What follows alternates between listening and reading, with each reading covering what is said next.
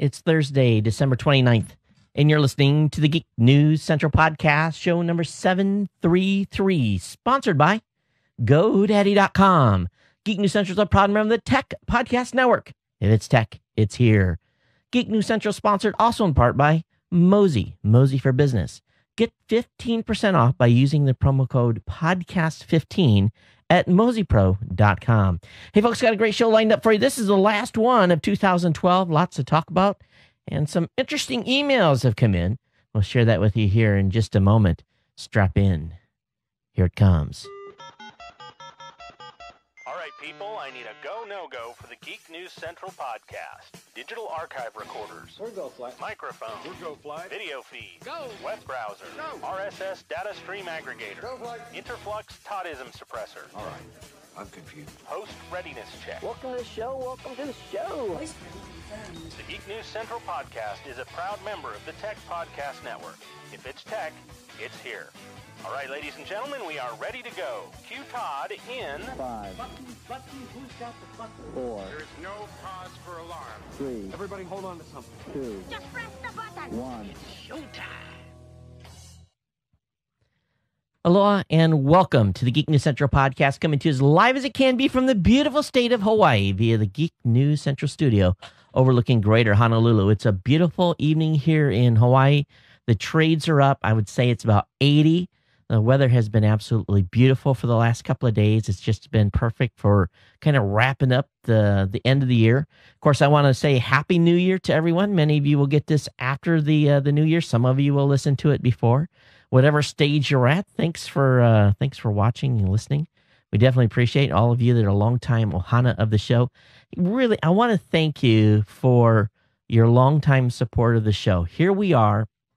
We're wrapping up 7+ years of content from this show, and we're now really going to be starting into marching towards that 8th year, and it's amazing where we've been, and it's been an interesting road with speed bumps here and there. We've had a couple of speed bumps here in the last couple of weeks. I'm going to talk about that a little bit later, but by and large, all of you hung tight, stayed with the show, and gave me great feedback throughout the years. And really, that's kind of the most important thing. And of course, feedback is always important. So you can tweet me at Geek News, or of course you can email me geeknews@gmail.com. Voicemail hotline, of course, is open 24 hours a day, 7 days a week at 619-342-7365. I quite honestly expected the voicemail line to be, I guess for a better word, saturated, but the voicemail line's been quiet. But the email, on the other hand, has been, I guess for a better word, a little bit over the top.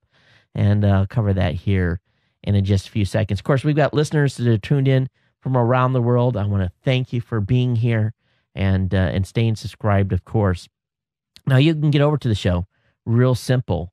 And just all you got to do is go over to geeknewscentral.com. And let me scroll this up here for you on the page. And there's a subscribe sidebar there where you'll be able to get the audio, video, podcast, special media events feed. You'll want to get subscribed to that because obviously we're going to be ramping up the CES coverage here in the next week. So that feed is going to be absolutely slam-packed full of information. Of course, the morning tech show we'll have a show on Saturday. We're going to have a special event actually leading up to CES. So look forward to putting that together for those of you that want to come and hang out. We got Gadget Professor. He put up his latest show. Matter of fact, it's right here on the front page of Geek News Central right now. And he talked about hidden Roku channels and some free software downloads. So there's some great information in the latest Gadget Professor show. Of course, we got the Chrome show and Robot Underpants, which was released last night. So lots of good stuff at Geek News Central. And we want to make sure that you get subscribed. And of course, you can see tonight, I've got, those of you watching the video, I've got, and see if I can point my finger at it here, I've got the CES logo up, basically letting you know to make sure that you get ready to tune into tpn.tv, or basically right here, you'll get the live stream as well. Just about a week from today, we're going to be really cranking in Vegas. So I'm pretty excited about that. Well, I'm going to talk just a little bit about, obviously, GoDaddy is a sponsor here. There continue to be some discussion about it in the tech space. Where we were on the last show is that they had reversed their SOPA decision, and people weren't real happy because they felt that GoDaddy had not been very decisive in their saying we're against it. They basically said they're kind of going to watch and see. And what has happened today is they basically have come out and revised their statement and said that they're very much against SOPA now, and they're going to work to fight it. And I'll be honest with you, I spent about an hour on the phone yesterday with someone at corporate talking about this issue at length. And I'm sure they've had input from other folks as well. But I was definitely talking with some folks there that mattered, and basically giving, kind of our side of the fence. And you guys all know that we've talked about this in the show on, I was basically not happy when the initial announcement came out on Christmas Eve, or basically 23rd of December or so, that was talking about GoDaddy and their support of this, and then their changing of their decision, and everything has kind of transpired. And of course, today was the big GoDaddy, Leave GoDaddy Day. We'll see how that ended up being. But with the new statement today, in the strong language that they have come out with, I'm hoping that people will realize that they've had a change of heart. Now, maybe part of it was a checkbook, but maybe also they started to listen to the community.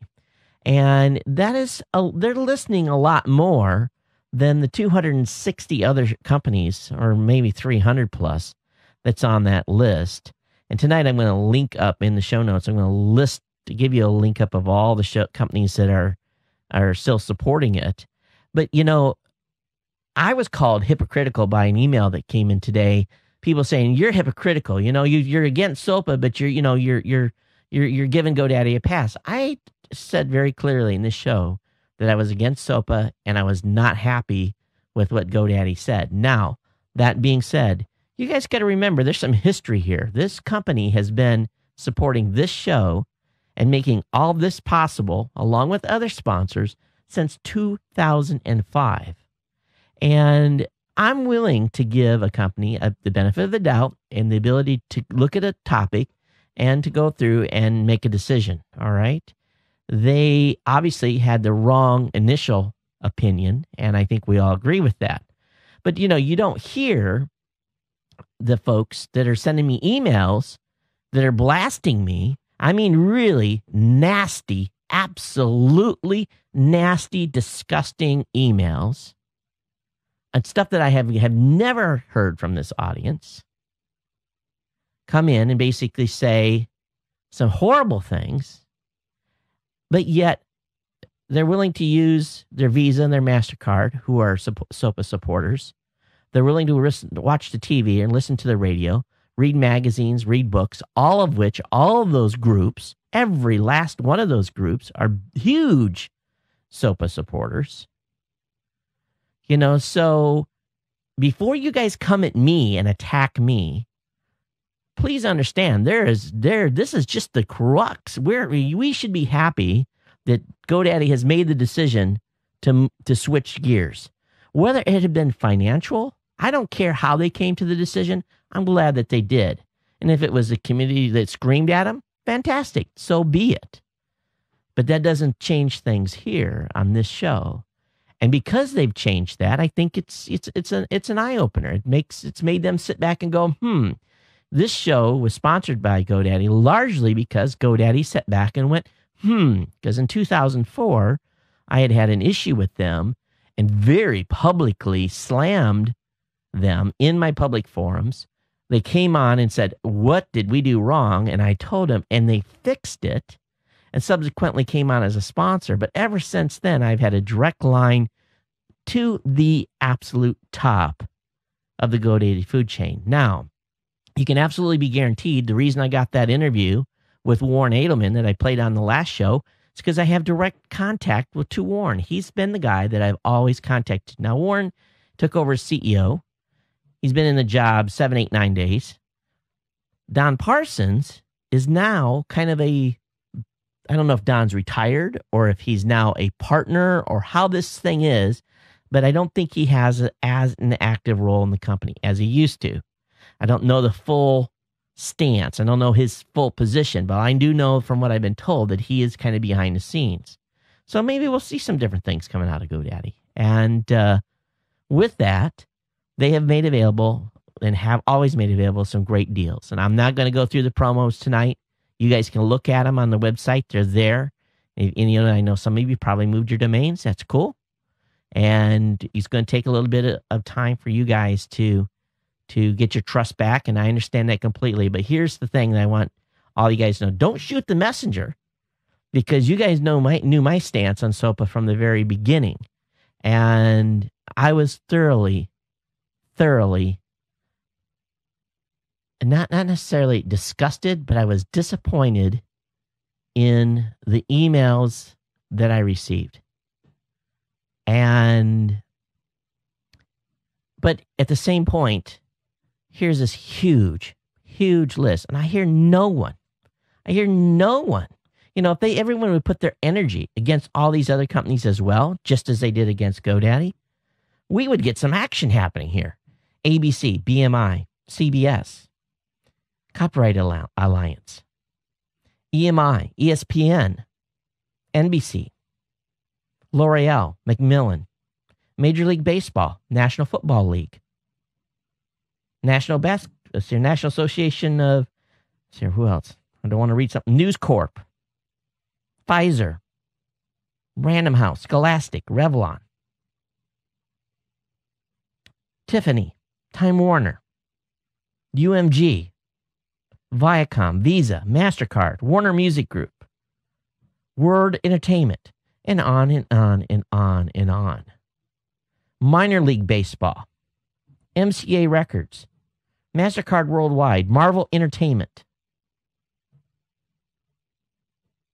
So, Estee Lauder, Elsevier, huge companies. Huge companies. But you hear nothing, not a peep about people saying, let's boycott them, let's go after them. Well, obviously, GoDaddy was the whipping boy, and they were the easy target. That's behind us. We're going to move on. But please, quit sending me hate mail, because I'm just going to delete it from this point forward. I really am. I just couldn't believe it. And it hasn't been a lot, but that has come in has been, I'm just shocked. I really am. So obviously I'm on a little bit of a rant here. Maybe I'm a little bit being too defensive. If I am, so be it. And here's the thing. I bring you guys have no idea I think most of you do. You understand the sacrifice it is to bring you this show. And it's not of me, of my family. Okay? I'm happy to bring you this show. I love to bring you this show. All right? That's straight up. I've always loved to bring you guys the show. But some of the comments that came through to this past week made me go, So, it just was kind of just surprising to me. And it would be that bad. There's been a few nice comments as well. A few very good supportive comments too. But it's just those ones that come out and reach out there and zing you. That makes you go, And,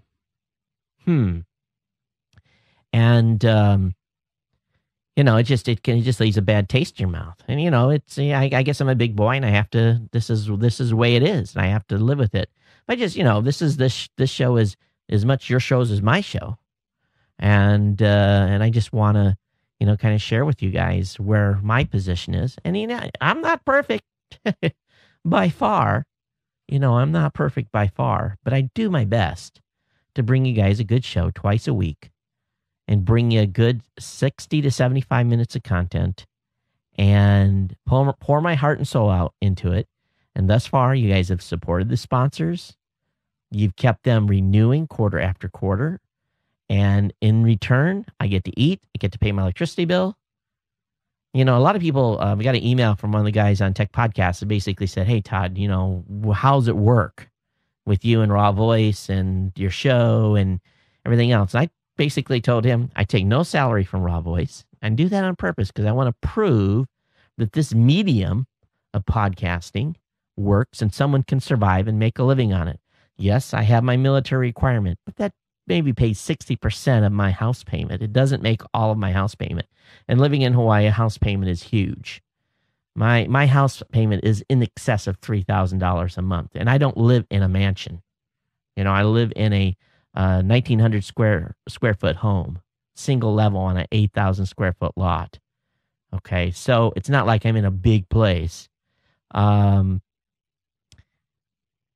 this show and the earnings that I make from it keeps this thing going and keeps everything else going.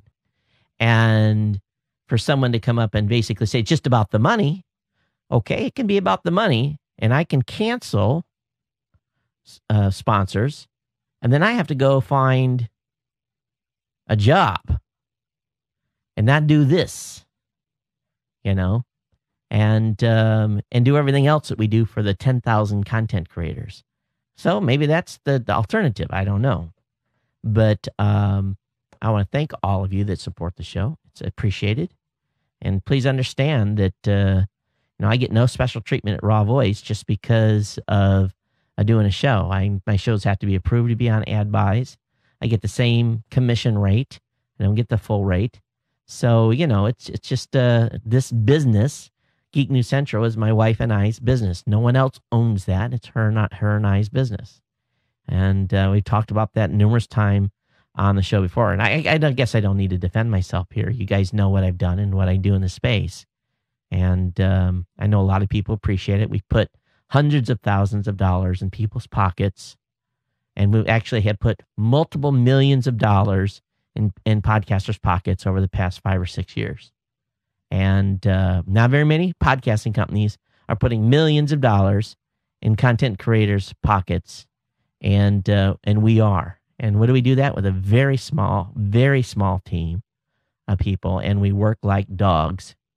And in return, I get to do this great show, and talk to you guys. So it's been a kind of an interesting Christmas holiday with with everything going on. I've talked way too long on this topic. Let's forget it and move on. All right. Video creation contest. I got one entry, but the video wouldn't play. So I'm going to write the person back and say, Trey, to resend it to me. And we will see if we can come to a conclusion on that. Next show is going to be without the TriCaster because it's going to be in the FedEx airplane heading towards Vegas. So next show will be audio only. I do want to pre-show. Maybe Monday. I might actually, I don't know. I don't think I'll be able to do a video show on Monday unless I do it in the morning. I may do that. We've gotten a few CES 2012 support donations come in for our support crew. We want to thank those that have done that. It's greatly appreciated. Okay, before I go on any further here, let's take care of Mozy.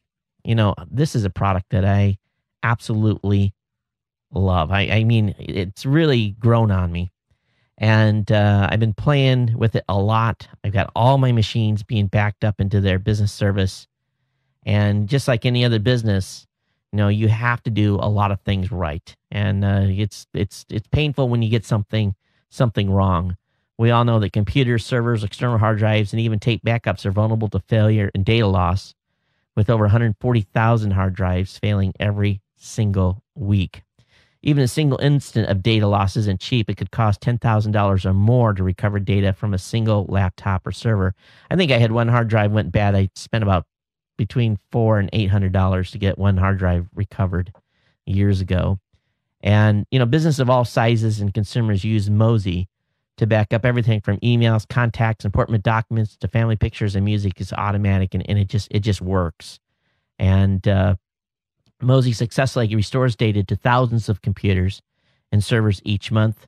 Mozy Pro works on both PC and Macs. That's really important. It's great for backing up servers. And what's cool is that they all just go. They all go up to the cloud. It's awesome. So if your business is not backed up with Mozy Pro, you really need to make sure your data is backed up. Give our friends at Mozy a call. They've been doing this a long time and run the most secure, most trusted online backup service. Right now, you can save 15% by using promo code podcast15. Pick up the phone, call 877-669-9776. That's 877-669-9776.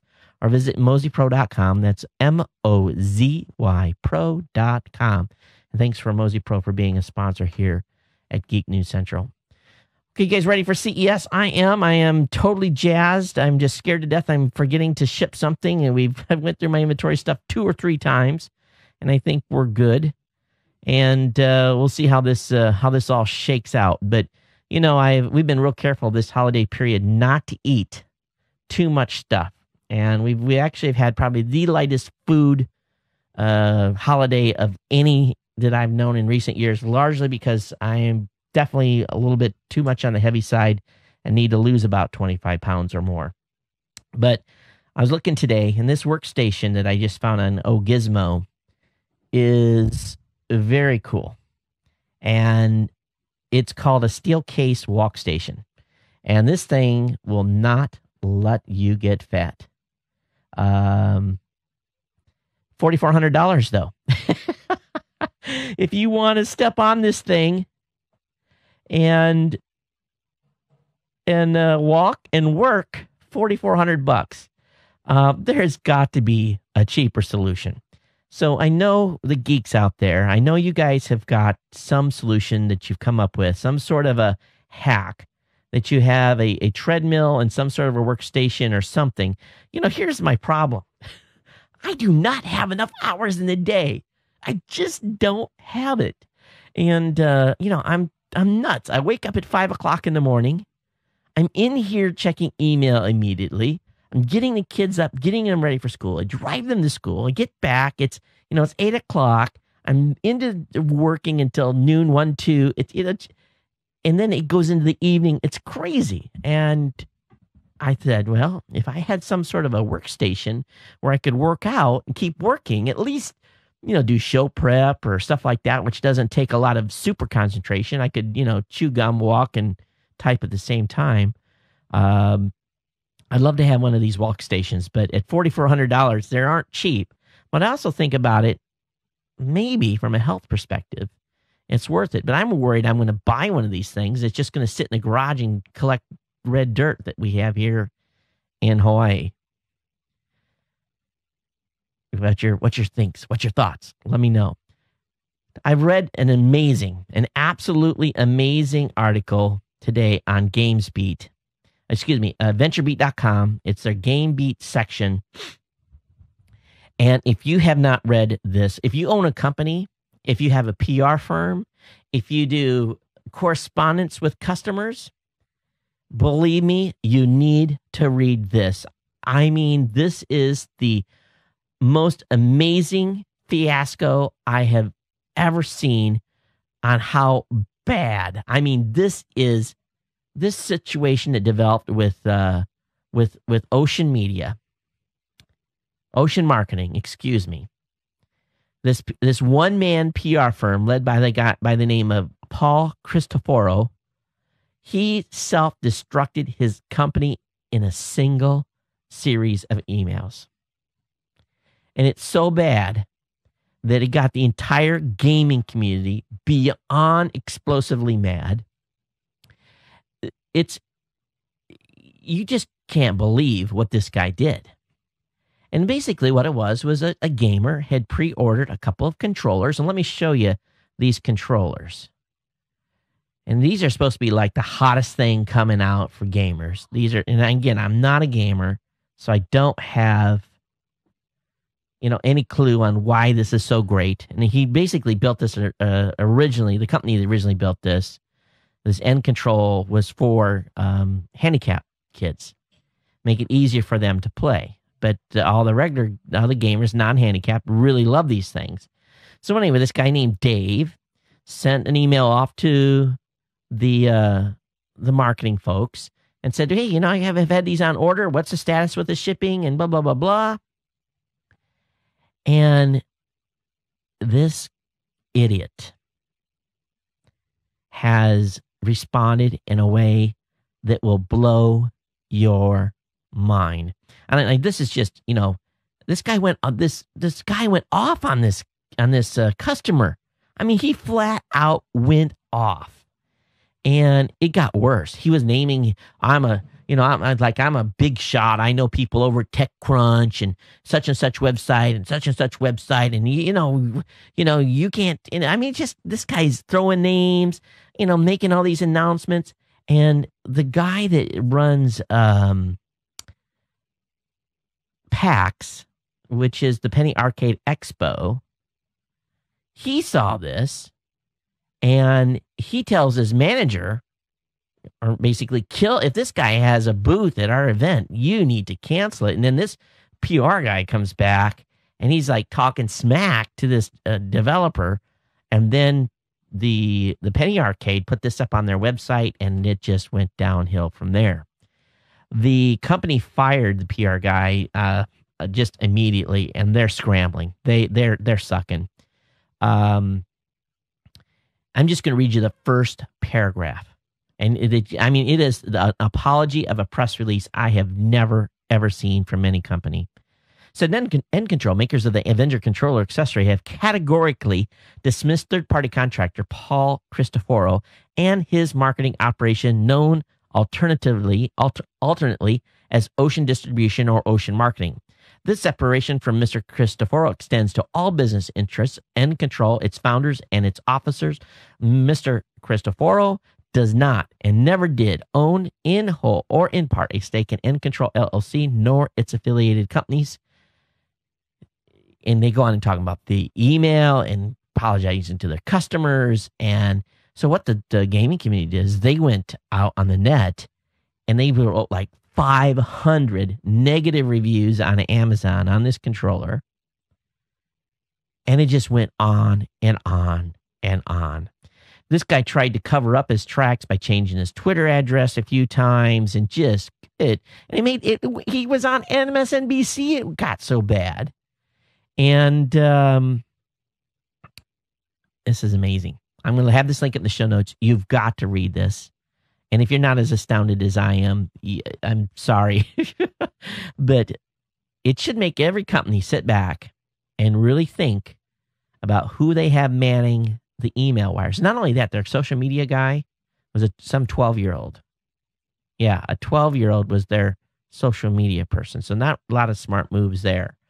But it really should make you think. And, there's times I get, you get an email from someone and you have to go push the keyboard back and you have to, walk around the room a few times and sit down and smile and respond. And I can be crass just like anyone else. So I have to be really careful. Matter of fact, sometimes I'm like, no, I'm not going to answer that one. I would not, if I was a customer support person, I'd be fired the first day.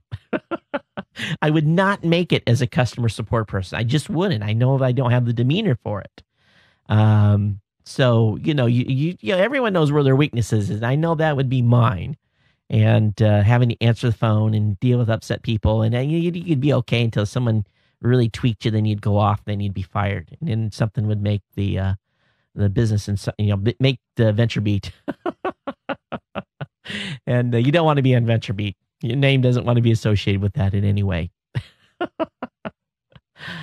All right. So anyway, moving on here. Verizon. My goodness. I turned my Verizon 4G card on yesterday and it was just like, hello. Nobody. It's connecting, but no one's home. But apparently it was nationwide.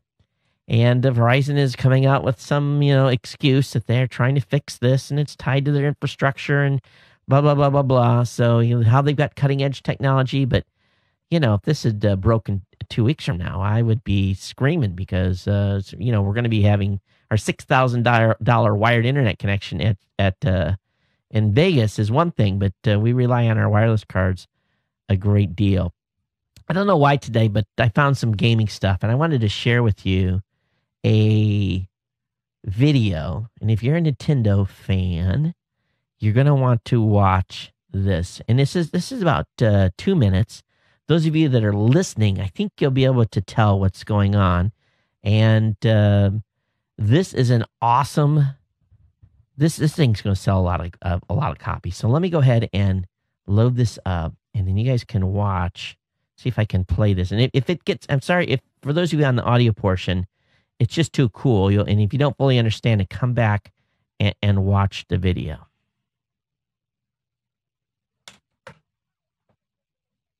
Thanks for joining us today on the Nintendo Network. I'm here to check out the new controller and new console that was just announced at Nintendo's E3 presentation. And here is the new controller. Wow. I mean, essentially, it's a combination of a touchscreen, you have your traditional inputs, and you have motion control. But you have to see this actually in experience. So the objective is really simple, Krista. All you have to do is run, and we're going to chase you. All right. It's like a giant game of tag. You're going to be using the new controller screen. You have that personal set of information. We can't see what you're seeing. My job essentially is to be playing with the Wii Remote and these guys. We're going to be using the screen to try and chase you down. You can use whatever information that you have on the new controller screen to evade us. So she's watching the game. Left circle pad to go ahead and move around. And the other people are watching the television. So she's running from them in this game. It's basically kind of like Mario Brothers, but she's getting chased, or actually she's getting a head start.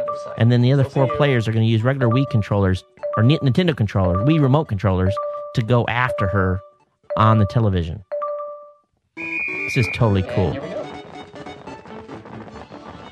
So this is probably going to get flagged by All right, guys, let's communicate. YouTube because of the video, the audio in there. Okay, I saw that also.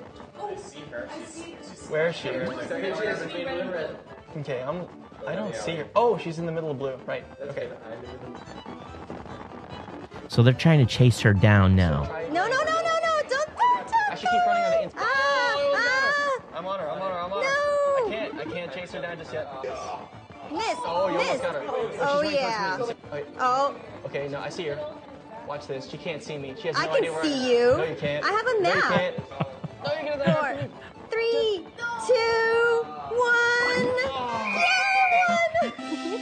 So anyway, this game, Closed in front of us. here's basically what it is. You've got the controller. One person is they're the one that's running, and everyone else is chasing. So you have 5 people playing. And this is going to be real popular with the kids.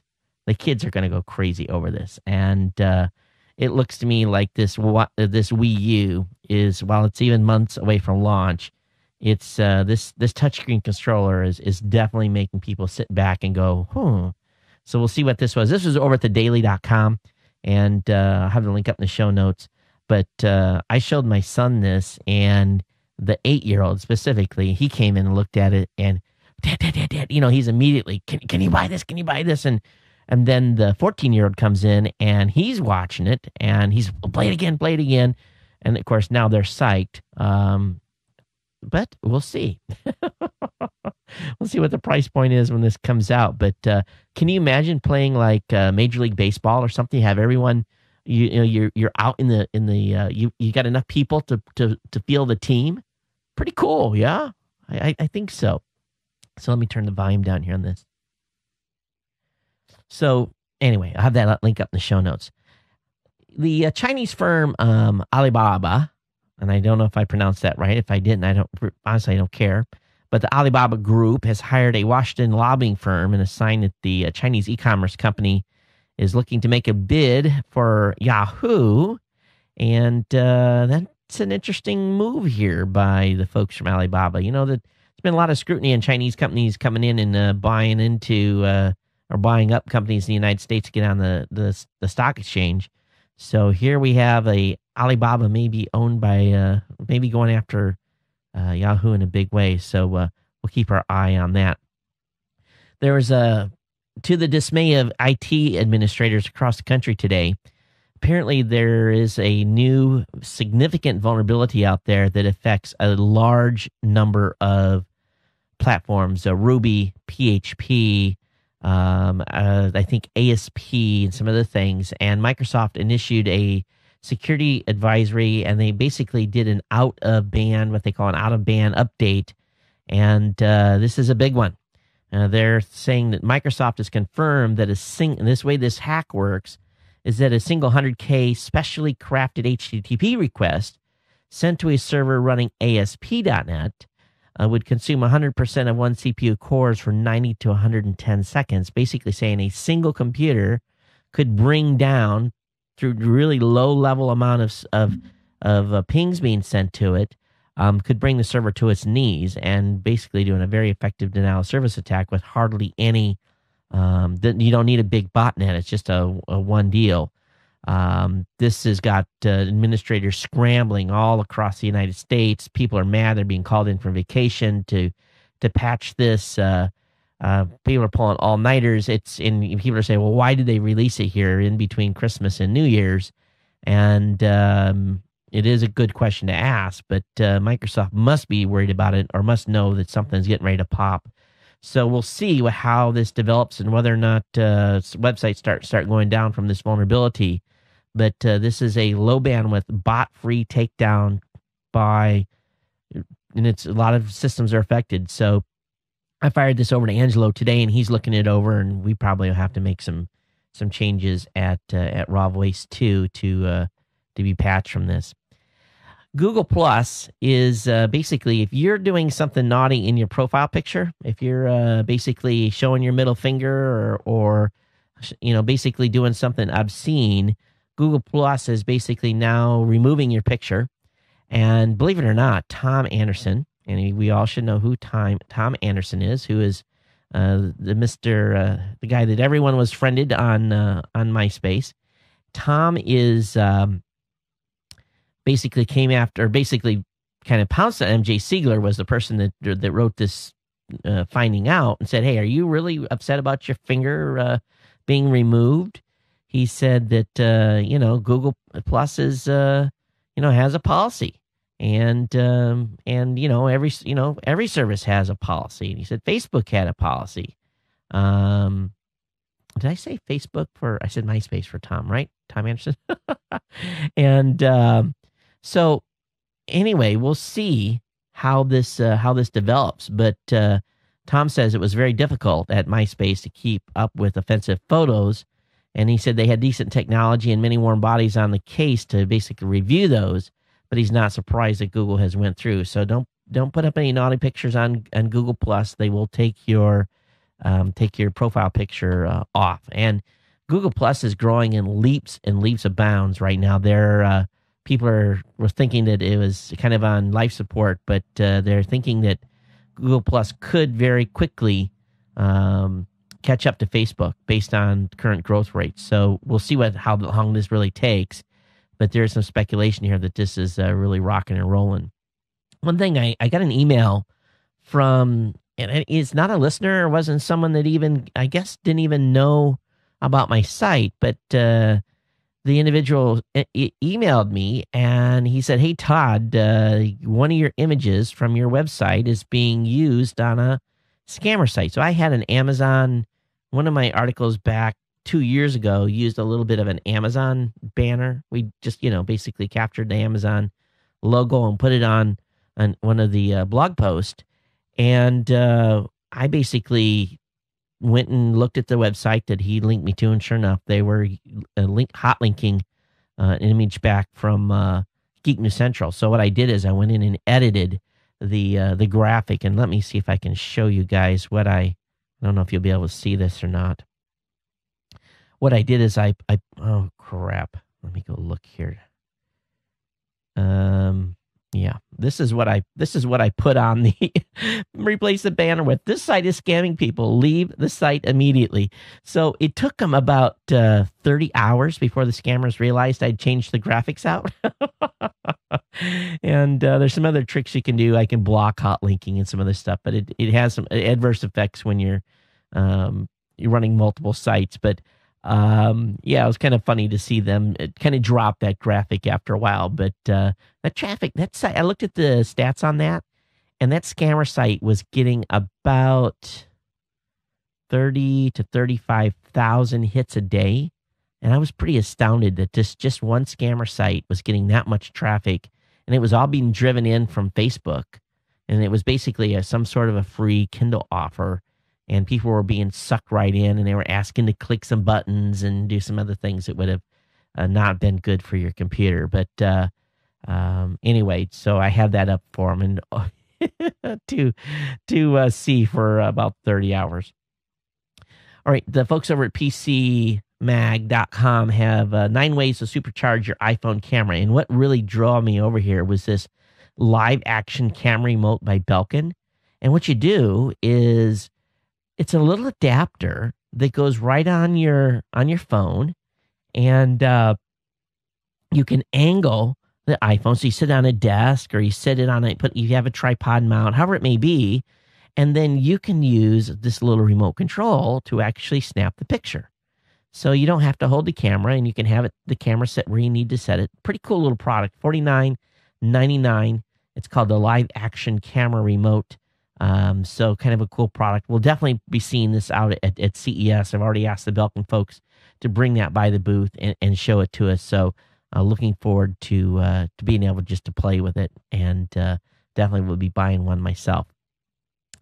The space community has basically said, "Hey, we've been looking for aliens via SETI and some different processes. Why don't we go over all the pictures that are being taken of the moon and see if we can find any evidence of aliens that have left something on the moon's surface and left some sort of a sign?" So this is what they're going to do now. They're going to go over tens of thousands of moon images, and they're going to see if they can find anything that resembles alien stuff, and they're going to see if they can find. So I guess great place to start right there in our backyard. You don't have to go out and look.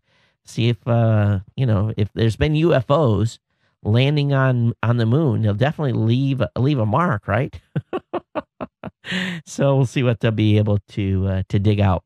All right, my kids still are big Lego fans, and over the years, people have brought us. I just don't know why, but we ended up with this massive, really massive Lego collection. And when the neighbor kids come, they always ooh and ah about it.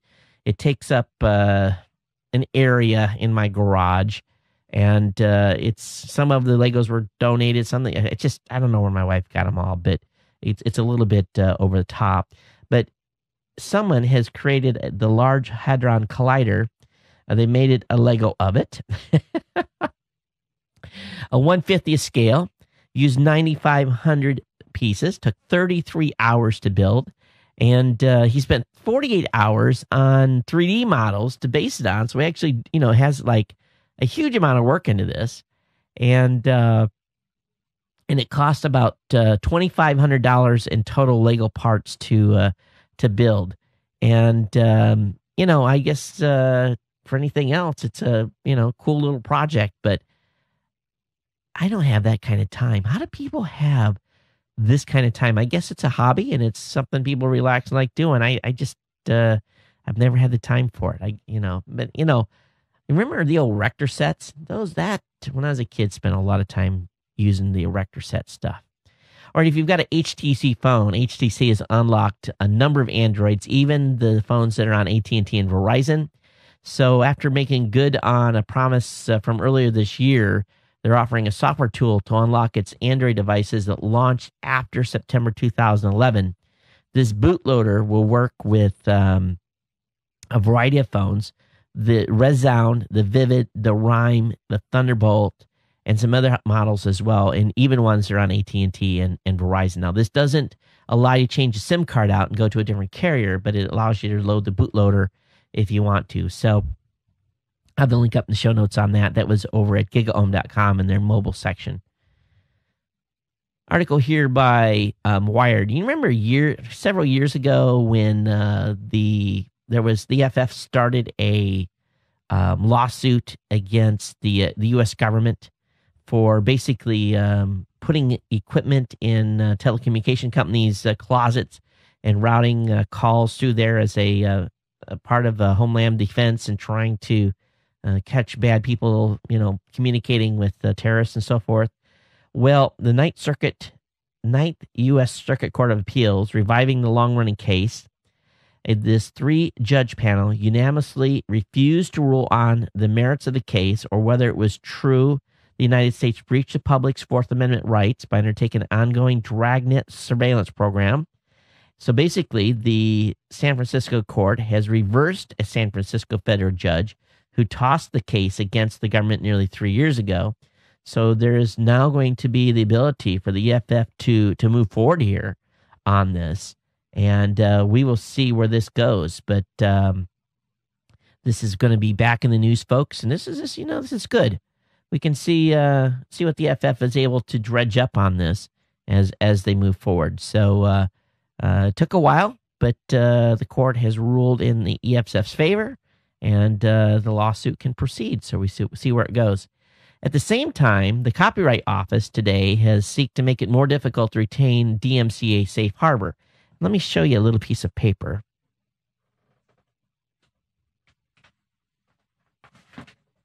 I got a clipboard here. For those of you watching, there is a form you have to fill out with the Copyright Office, and you have to send them $80 plus an additional $30 to do a to designate an agent to receive notifications of claim infringement. So this is a DMCA form. Basically, this is what you send to the Copyright Office so that if someone thinks something on your site is infringing, they can send you a DMCA. They know how to send you a DMCA takedown notice. Now, Raw Voice has one of these on file. I've never filed one for Geek News Central or my company, and was reading through this and decided I better do this. So basically, I'm going to send this off to the Copyright Office, and along with a check to basically register a designated agent here at Geek News Central to receive DMCA takedown notices. Now, what that does is that provides Geek News Central some safe harbors protection, and essentially because people comment on Geek News Central and I have other writers on Geek News Central, there is a certain amount of additional protection I have. And it doesn't absolve me of anything. It just basically allows me to have companies have a vehicle to say, this is how you contact this site to take stuff down. But the Copyright Office is seeking to make it more difficult to retain the DMCA safe harbors, and they're trying to make companies refile on a regular basis. Now, I'd hate to have to pay that. I'm going to have to pay $110 because Podcast Connect is my corporation. Geek News Central is a subsidiary, or basically it's owned by Podcast Connect. It's one of my doing business as, and underneath my corporation. And so basically I have to, file those two and send them $110. Now, if I have to send them $110 every year, that would suck. It really would. And basically the folks over at Tech Dirt are warning companies that this is being considered by the Copyright Office. So they're taking comments right now on this, and hopefully people will wake up and will be able to make sure that they don't implement this. Well, at the same time, we talked last week about VO ruling and basically how VO was essentially destroyed because of Universal Music suing them. And we know that Universal Music lost that lawsuit. So here's the question. So should there be significant punishments for bogus copyright claims that kill companies, or basically cause you to lose revenue? You look at what Universal Music Group did. They did some sort of a takedown of that Mega Upload video. Those guys lost, they spent a lot of money to do that video, and they lost all their promotional, punch from that. So, we've seen the U.S. government shut down the Jaws one for over a year, and then all of a sudden let them have the site back. Without giving any reason why they let them have it back up. So going back to SOPA, a partial fix to the SOPA and Protect IP Act would make right holders bear the cost of their overclaiming. And I think this would go a long way to protecting all of us that think that the way SOPA has been written is that, okay, the way the SOPA is written right now is if I say to some.com, my content, or if I say to an ISP or to a domain register, my content has been hijacked and lifted and is put on this .com, I want you to take this site down. Any domain register or, whoever's in control of that, those records has to do that based upon my submission of paperwork to them. So hopefully what will happen here is if the SOPA thing is shoved down our throats, they will fix this so that rights holders are going to have to bear the cost of overclaiming. And this is going to, hopefully that at least will keep people in check. Now, companies that are big, they have lots of money. Maybe they don't care, right? It's worth the price of business to put someone out of business. And then they litigate it, and, the small guy loses. The feel from the folks at Tech Dirt is that they should make companies put up a big bond, $1 million or $1 billion bond for a privilege of sending cutoff notices, and pay liberally out of that bond if the rights owners get the law or facts wrong. We'll write checks to the investors, employees where economic expectations are disrupted. I think we all agree that people that are infringing, people that are rightfully infringing and stealing content, their content should be taken down. But at the same time, we know that there's been this overzealous move by companies, the RIAA, MPAA, the U.S. government, to take sites down. Some of those sites that they took down were valid to need to go down. I still don't agree that they didn't get any due process. I think everyone should have their day in court no matter what. But we know that the supporters of the bill would reject this suggestion, and is saying that, hey, this is going to make it harder for them to enforce their rights. And I say tough. We need to make it hard for, we need to make the penalties tough on companies that abuse the DMCA. If, unfortunately, SOPA gets jammed down our throats, we will have to deal with overzealous companies that abuse that. So we'll see. We'll see what happens here. And but again, the only way that this is going to continue is if we go out and the people that were raising so much stink go out and go after these other companies that are supporting this bill and scream bloody murder at them. So let's switch gears here. Over the Christmas holidays, App Store downloads reach record-breaking numbers. This is remarkable. Of course, everyone got their new toys, just like they do on Christmas, and they start playing with them and loading apps. And we see a huge influx of listeners here because people are downloading podcasting apps and so forth. But from about 7 to 10 p.m. on Christmas Day, there was just a massive amount of downloads. But the total number was 108 million apps were sold on Christmas Day. That's a 125% increase when compared to the daily app downloads averaged between December 1st and December 20th. So that's a huge. Now they expect a total of 1 billion downloads between Christmas and New Year's. So that's a huge number. It really is. And so, if you get your new toys, you spend a lot of money on apps, that's for sure. Hey, LG is going to be revealing an 84-inch 3D UD-TV at CES. But here's the problem. I don't think LG is actually on the floor. We got an email from LG saying, come on over to a certain hotel and see us. I don't think LG is actually going to be on the show floor. I'm not going to go over to another hotel to see this. So if you want to check out this 84-inch 3D ultra definition TV, I have the link up in the show notes for you to check out. All right, this is a pretty cool video. It's called Robot Love. This is over on CNET. When Daniel 123 meets Jane 234 and Cubo, which I believe is going to be at CES. I think we've already talked to them.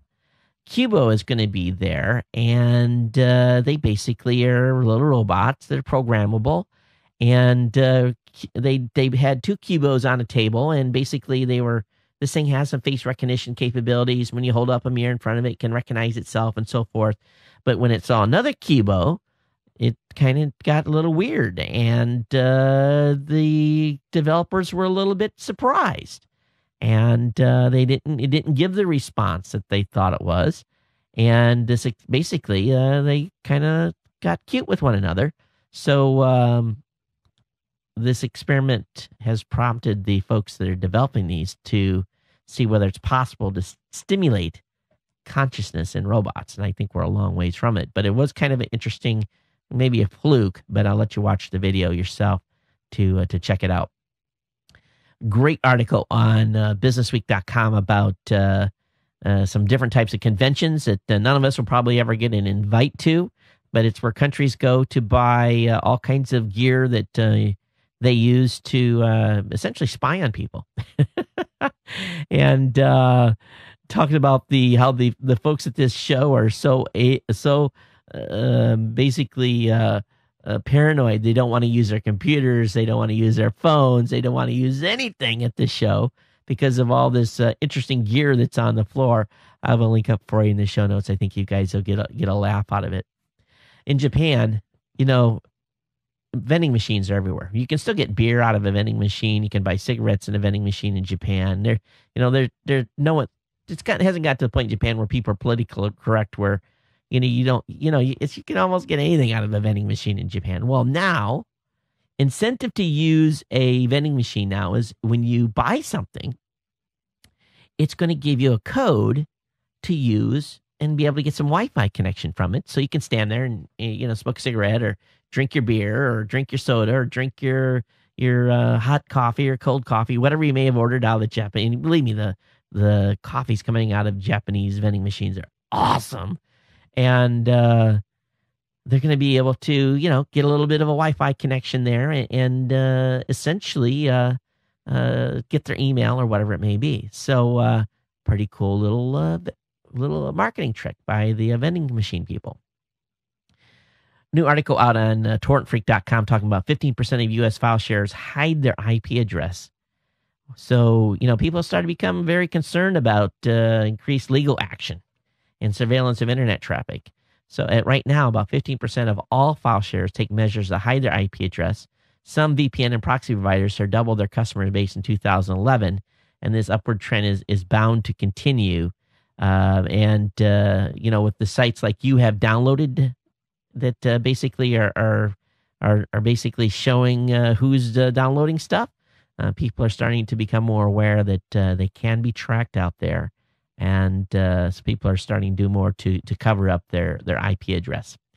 I'm really excited about a company called GoGo. And GoGo is the company that is putting internet connectivity into airplanes. And they're getting ready to do an IPO. They're trying to raise $100 million. And there's some interesting takeaways about how many airplanes are currently wired up, mostly Delta and American. I know United Airlines is going to start getting wired up this year. I don't know if GoGo is the vendor or not. But it talks about, how many people are using the internet on flights and so forth and their revenues. And it's a pretty interesting read for those of you that are interested in this type of stuff. I have the link up for you in the show notes. There's rumor out of Taiwan that Apple's going to be releasing a couple of iPads, maybe 3 in January at Macworld. But people are scratching their head saying Apple doesn't participate in Macworld anymore. And there's some people saying that IDG's hiding that Apple's going to be there and that they're actually going to be at the show. And so a lot of discussion. I don't think it's going to happen. It's pretty hard to hide a company. IDG is not Macworld is not a small event. IDG is not a small company. And if Apple was coming back to that would immediately be on the front page because people are going to want to, to help raise attendance. So we'll see where this goes. Hey, I found another cool one over at Old Gizmo. How many of you are riding your bike to work now? How many of you are doing more biking? How many of you get a little tired going up some hills and you maybe need a little assist? Well, there's a cool thing. It's called the Ride Kick. And believe it or not, where I live here, it's hills, hills, hills. I've been riding my bike.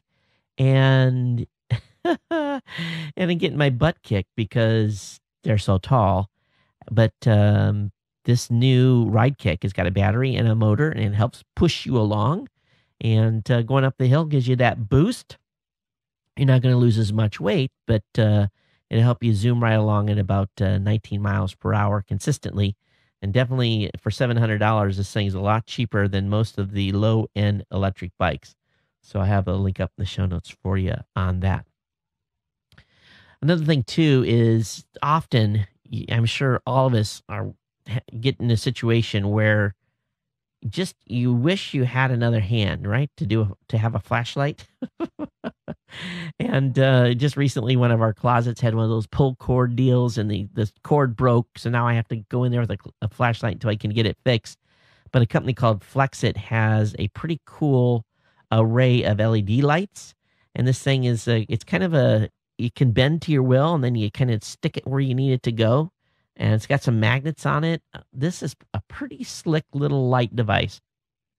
It doesn't tell all the different ways that it hooks up, but it's $30. You can't beat it, and a great way to get some lighting maybe where you wouldn't normally get it. It isn't real big, but it makes it look big in the pictures. But I think this would be handy in certain situations where you needed an extra hand. Here's a reminder, you can email me here at geeknews@gmail.com, geeknews@gmail.com. Voicemail hotline is 619-342-7365. Rumors out, the chip makers are bidding on Apple ITV contracts at this point. There continues to be more rumors in the pipeline that Apple is starting to that process. And also more rumors that the TVs could be as big as 37 inches. Along with that, there has been some more information come out exactly what Apple's planning, and not really worrying about the content, but worrying about the alignment of the experience as you expect Apple to do so. So we'll see what happens with this, and Apple's got a tough row to hoe on this one in order to be able to get the media companies on board. If anybody can do it, they can. If you want to know if you can jailbreak your iPhone, iPad, or iPod Touch, there is a great gouge article over at lifehacker.com. Tells you which ones you can jailbreak, which versions, which ones you can and cannot. So I'll have that link up in the show notes for you too to check out. Another article on Lifehacker was if you want to see where your bags go when you check them into the airlines and how they get moved around, it's not that impressive. So it's a couple of minute worth video if you just want to watch that process, and you can see how your bags get rolled around and bumped and banged and loaded into airplanes and so forth. Hey, KL over at Geek News Central wrote us a great article about Android phones, and there's so many Android phones out. If I was to go buy one, I'd have to have some assistance. But she wrote a good article about buying a good Android phone and talking about what to look for and the different options that you have. So if you're in the market for an Android phone, you'll definitely want to look at what KL has written up here and check that out. And again, I want to remind you as well that the Gadget Professor, the latest edition of the Gadget Professor, is out talking about the Roku 2. We've actually requested the Roku team, who's going to be at CES doing meetings, to actually meet with us live. We hope that they're going to be able to accommodate us and come down. They were able to do so last year. Those of you that have Windows Phone, they hit the 50,000 app submission milestone. So that shows you that Windows Phone's making some inroads here on the app development process, which is good. If you are into the SSD market, Runcore is going to be offering some new storage solutions. They're going to be announcing this at CES. Basically, if you want to if you need some more need for storage, the Falcon series is a Marvel-based storage solution that boasts what's called R/write IOPS speeds, and 6 gigs SSDs is what you're looking at. And but anyway, I have the link up in the show notes so you can check this out. They actually requested to come on live. I don't know if I actually booked them or not. I thought we would go to their booth and see all their gear and see their demos and so forth. Sometimes it's easier to go to the actual vendor when they're trying to show you speed, performance, and all that. Scientists have been able to take an old record. Now check this out. A record that's like 125 years old.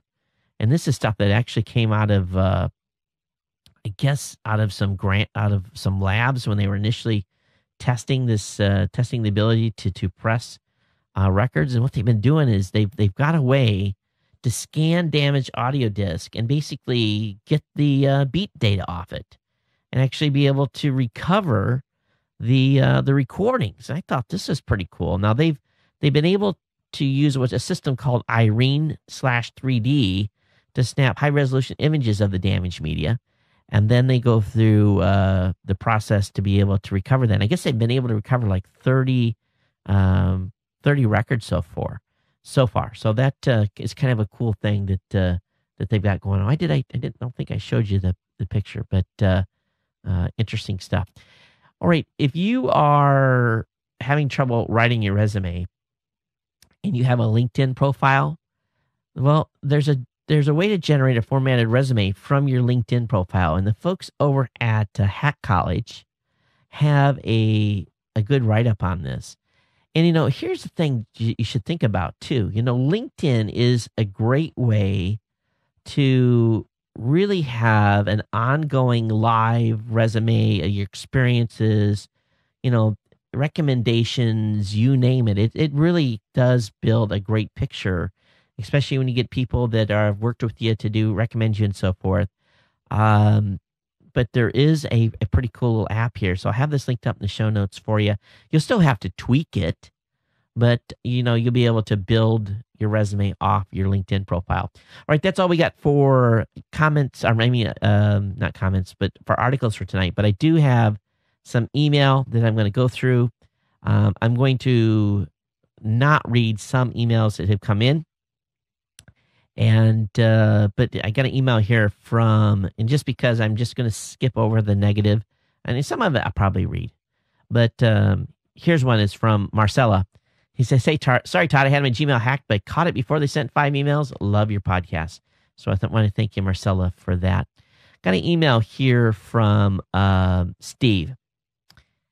He says, "Well, Todd, you've finally shown your true colors. You are GoDaddy's beep, and you have sold your soul to them. We now see that you have no integrity at all. Now that I know you are simply a beep for the money, I'll listen to your podcast simply for the entertainment value and not because I believe in you. Steve, leave."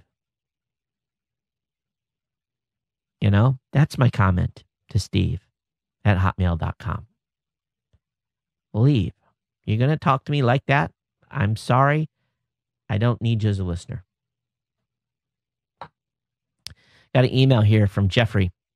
He said, "Hey, Ted, how are you? Happy holidays to your family. I hope to see you at CES. I'll be attending both for Mixer Business and with press credentials. And you asked about how we listen to GNC on our phones. I've been using Dogcatcher for Android for several years now, and it's the best podcatcher for Android. Over-the-air ear syncing and both audio and video podcasts are supported. Lots of features. I listen regularly to GNC and about 30 other shows, including No Agenda in the Morning, of course. And Dogcatcher works like a charm. In the shameless plug department, I recently launched my own fiction podcast called Wonderkind at wonderkindpodcast.com, which is an original comedy screenplay read as a podcast. Lastly, in November, Mixer launched Mixer Social Radio, a free streaming radio service that's been called a cross between a Pandora and a turntable.fm. With Mixer Social Radio, you can listen to music together with your Facebook friends in real time and chat live across Android, iOS, and the web. Feel free to take a listen. Hope to see you in Vegas. Until then, Happy New Year. All the best, Jeff. Jeff, I know you're going to be in Vegas. You're going to be there. You need to get on our list, dude. We run into every year. Make sure you get on our list so we can bring you on live and you can show off Mixer Social Radio at the show. Go over to TPN TV and definitely get that app filled out. I got an email here from Ron. He said, "Hey, Todd, in your last show, you asked people how to write in and let you know how we got your show. If we download the audio for our comments, commutes, etc. Well, listen to the show using my iPhone 4 and automatically receive your podcast through Instacast application, which can be found in the Apple App Store. This app gives me the freedom from iTunes and manages podcast subscriptions quite well, and there's no need to connect to a computer and sync podcasts between devices using iCloud. It's a paid app, but in the grand scheme of things, it's well worth the investment. Thanks, Ron, for that." Got an email here from Ross. He says, "Hey, good morning, Todd. I'm listening to your latest podcast. You're talking about using electronics on aircraft. You hit the nail on the head when you stated that the reason why the aircrew won't let you use electronics during takeoff and landing as they want you to have your full attention in an emergency. I was aircrew with the Canadian military for 5 years, and it used to burn my okoli when someone wasn't paying attention to the demo or the video. I used to say to myself, buddy, you're on your own when we have to ditch the jet in North Atlantic. One of the major airlines wants their pilots to use iPad for all maps right in the cockpit, and these are being used for landing and takeoff. So why could the pilots use them right next to the console while I'm parked at the back of the plane and coach?" So I agree. You mentioned in Hawaii that people remove their shoes when entering home. We do something here in Canada as well, but I don't provide my guests with slippers. We don't provide guests with slippers either. They come in barefoot. Okay, no slippers. We all wear slippers. That's when we're going out. But I think it's too cold in Canada to wear slippers. Someone said on the last show, Matt said from the UK, "Todd, the word you used at 5120 in the last show is definitely not child-friendly in the UK. Maybe it means something else you must can't remember. At least I think that's what you're saying. Cheers, Matt. Matt, I will be careful to not use words that are not child-friendly in the UK. I got an email here from Bo. He says, I'm using a podcatcher on Nokia N9. It's a Linux-based phone from Nokia. It is OS is Migo/Hartman.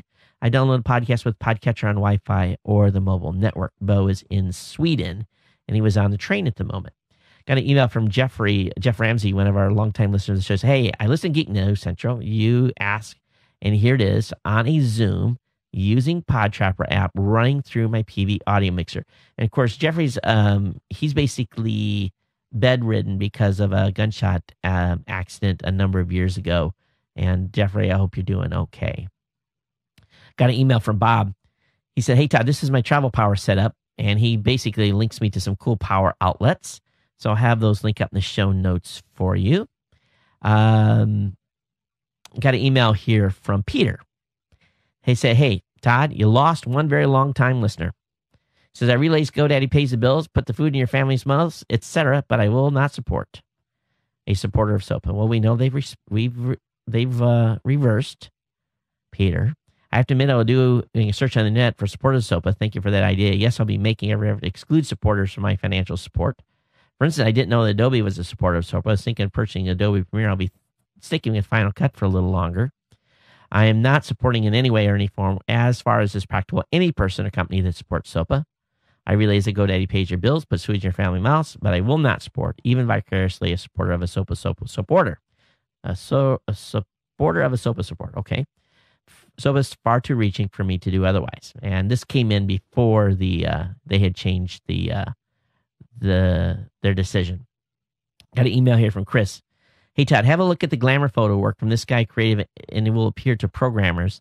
The link is safe, but some of his work does contain adult images, so distribute with care. Definitely, Chris, I went to this link. I can't put this in the show notes. I apologize. I just can't. Thanks for the link, though, but too much bare chest. I just can't do it. Got an email here from Rob. He says, I was listening to your rant about Hawaii Electric's handling of solar power on episode 729. It appears you're misunderstanding why your neighbors is being paid less to send power to the grid than he pays for the power he takes to the grid. The cost for electric power has two main components, energy and delivery. So you pay one rate per kilowatt hour for the cost of the energy and another for the delivery, which involves the cost of the wires, transformers. Combining the two costs, gives your total electric rate. When a person sells power back to the grid, they paid for the energy, which according to Hawaii Electric is set at an average higher rate and are unpaid for on-peak power of 22.5 cents per kilowatt. For smaller systems, less than 100 kilowatts for December 2011, when the solar panel uses a surplus, the customer avoids the delivery charge, but they are not entitled to be paid back because it doesn't take